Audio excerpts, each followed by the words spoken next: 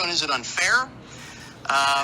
Could be. I mean, it's a bit of a Wild West, I think, out there in the whole marijuana industry. And the Cannabis Act is new, and there are people that I guess have been charged under the Cannabis Act but haven't been tried, so the courts haven't really, there's no precedents really set. The courts haven't really chimed in on a lot of stuff at this point, and so it's leading to a lot of confusion and a lot of questions. And when it comes to legal matters, you got to get a lawyer on the show, so we've done that.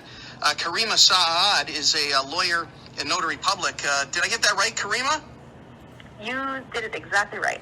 Oh, excellent. I've got to tell you, I'm very surprised that I did, but I'm glad to have you here. Thanks for spending some time with us this afternoon.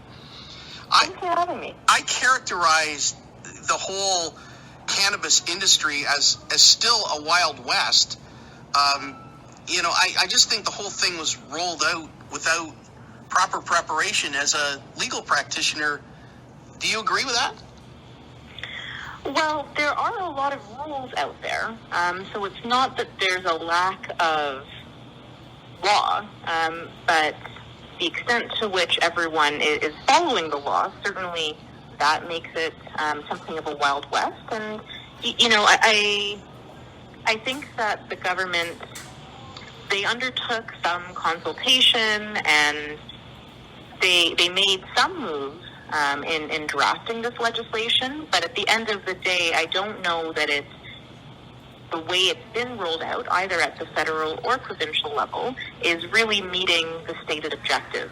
So I think that we need to look closely at what's been put out there and, maybe make some changes. What are the objectives that you refer to for people like me who don't pay a lot of attention to the cannabis industry? Well, that's an interesting question, because when the Liberals were initially starting the discourse on legalization, there was a lot of talk about civil liberties and the fact that patients need access, and, that was kind of the theme of legalization. But when we saw the Federal Cannabis Act actually published, the stated objectives are a little bit more, I'm not sure how to call it, but it's focused on how do we protect the children, how do we drain the black market. Right. So kind of a shift from the civil liberties approach. Right. And I think that in trying to meet those stated objectives, which perhaps resonate with a broader demographic of Canadians, even in trying to do that, the government has come out with some pretty stringent laws that I think straitjacket the industry, are anti-consumer in a lot of respects, and don't actually protect children or, dispel the black market or undo organized crime. So I think that there's a gap there. Well, it's funny that you say that. I mean that in a peculiar sense, not in a humorous sense. That I think that's exactly right. I think that everybody kind of held their breath and waited to see the legalization roll out and see what that looked like, including the criminals. And now I'm starting to, follow police enforcement media releases. I'm a media person, and I there's drug busts every day in every city of this country. And one of the things that went away initially was, that people weren't being found with bags of marijuana when they did these drug busts. They were still finding the white powders and all of that stuff. But now we're starting to see in these releases, we're starting to see the return of bags of marijuana being discovered, which tells you that the black market is alive and well. And I think that more than anything, and we've heard this, that's because there's not enough supply for the market that wants to buy it legally. There's not nearly enough legal supply of it, and that it's priced out of this world compared to what you can buy on the street. And so the black market stays there. So now you've got a mixed up legal market, and you've still not eliminated the black market, which is a problem on both ends, right? Absolutely. And I would hesitate to conflate all of the actors in the unlicensed part of the industry as one, because there's absolutely some element of organized crime And that's a product of prohibition, right? It's not inherent to cannabis itself. It's the result of restricting access, and people still want the product, and they will do what it takes to get it, right? Yep. So you do have an organized crime element.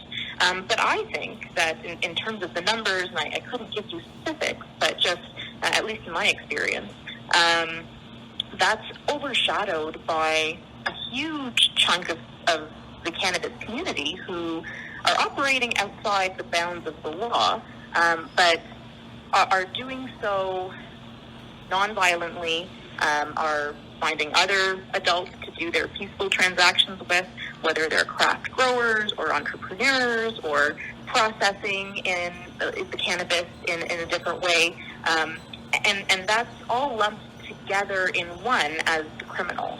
And these are people, for the most part, who would really like to play by rules, would like to pay their taxes, and many are actually setting aside slush funds for taxes when hopefully the rules change, but are prevented from participating in the market because the way the laws have rolled out, it really favors companies or individuals who have access to a lot of capital. And the people who have built up this expertise aren't necessarily rolling in dough. Some of them are, but many are not.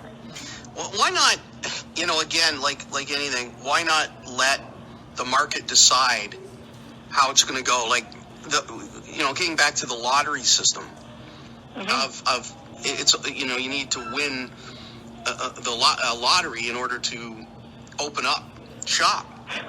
Why not just let everybody, if it's legalized in the country, why not let everybody go at it? Anybody that's an entrepreneur, anybody that's got the financial backing and the marketing wherewithal, in a free market capitalist society, open up your shops, go nuts, because ultimately it's going to get pared down by whether you're any good at it or not, just like any other legal business. You would think that is a very logical approach, and actually that's what Premier Ford promised on his campaign trail. And I know that he got some support from cannabis entrepreneurs on that basis. And, shortly after he was elected, it was initially meant to be a privatized market. And I agree with you that would have sorted itself out in a lot of ways. And then the rug was yanked out from underneath people who had started to sign leases, who were in the process of filling out their forms and getting their bank loans, and a lottery, a totally zero merit criteria, just throw your name into the hat and maybe you'll be one of the lucky 25. It's crazy. Yeah, go ahead. It just feels to me, Caryma, like we still, we're only half in to this legalization thing. That the politicians are still riding that moralistic fence because they know that it's for what I can only perceive as moralistic reasons, really get on board opening the market, saying if we're going to be legal, then we're going to be legal, and let's let the legislation that governs all consumer businesses in the various provinces or in the country, whatever, let those hold here. Yeah, we'll have some other laws, I suppose, that would be attached to this because it's an altered state type of consumable. But outside of that, what are we doing here? Like, are we doing this or aren't we doing it? It's, the power of stigma is strong, and I think you've hit on a very important point, which is that we've tasked the job of preparing this legislation to a group of people who weren't that eager to legalize in the first place. And the head of the task force was former police chief Bill Blair. So, did his experience in the police force actively criminalizing the substance, would that color his perception and, the decisions they've made along the way? It's not ideal, and I agree that we are sort of straddling a line, and in so doing, we're losing out on an opportunity to really make Canadian business a world leader in this industry. And we're there, right? Like, we're at those tables, and our industry is doing great despite some of these constraints. But it's only the big business that can afford to participate, and there's so much potential that's untapped. Yeah, and from a legal standpoint, or even a law enforcement standpoint, we're kind of tripping over our shoelaces. We haven't really talked a lot about that part, but yeah, there are these, there's legislation, there are laws that are on the books that need to be enforced, but how much of a hunger is there for police, and how much resources there are available for police to really be focused on marijuana at this point? Compared to fentanyl and cocaine and all these other things that they have to do, and violent crime and domestic offenses. Like, they're stretched to the max already. Everything's connected. And I think that every dollar spent on enforcing, these rules, is a dollar that maybe could have been put into public health, into addressing the opioid crisis that's actually killing people. Right? That is actually killing people. It's not a hypothetical situation. It's a real problem that needs urgent attention. And, in our conversation right now, we haven't even touched on the fact that some of these early adopters, let's call them, may have suffered criminal sanctions for participating in the market that is now illegal. And so they carry that burden. And there's nothing in the rules, either provincially or federally, that would enable these individuals to reestablish themselves or legitimize their businesses.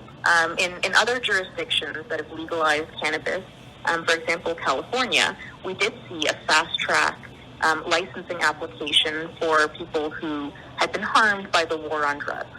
And nothing like that exists here. And the rollout in California, left much to be desired as well, but we're not even having that conversation yet.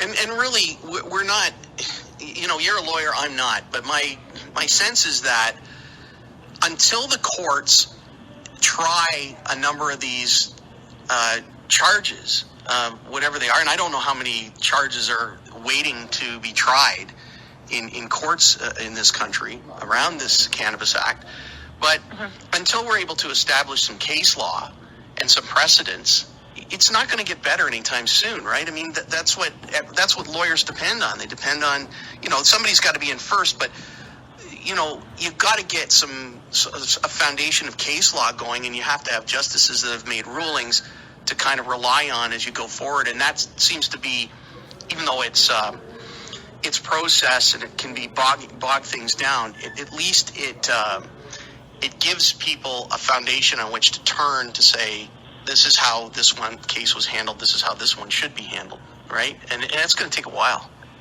And it's especially true when you have such huge ranges, right? Anything from 0 to 14 years in prison. Right. That's a pretty big range. Now, we have seen some decisions come. Have we? Nothing with respect to like dispensary storefronts, but in Manitoba, for example, there was an Indigenous man who was charged for distribution under the Cannabis Act and a couple of other petty offenses, and he actually got sentenced to several months in prison. So, that can be contrasted with what's, the latest scandal in the Canadian cannabis community. There's a licensed producer who had more rooms than they were authorized to have, and we haven't yet seen any charges laid there. But I suspect that there may be a different approach to resolving that compared to the gentleman who was sentenced. And, it produces unequal results. And well, why should this be any different? Why should this be any different than any other part of the justice system where in a lot of cases the only people that get justice are the ones that are able to pay for it.